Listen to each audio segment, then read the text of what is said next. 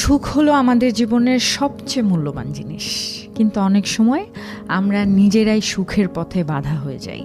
চলুন জেনে আসি সুখের 6টি শত্রু বা সুখের পথে বাধা হওয়ার 6টি কারণ। নাম্বার 1, অভিযোগ করা। আপনি যদি সব সময় যা হয়েছে তার জন্য অভিযোগ করেন, তাহলে আপনি কখনো এগোতে পারবেন না।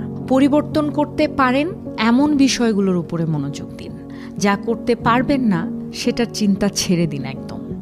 নাম্বার 2 হলো নিজের সাথে খারাপভাবে কখনো কথা বলবেন না।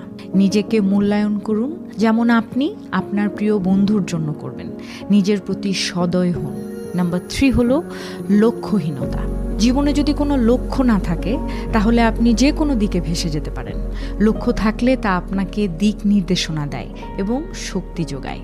নাম্বার 4 হলো কাজ ফেলে রাখা। যত বেশি দেরি করবেন, শুরু করতে ততটাই কঠিন হয়ে যাবে। ছোট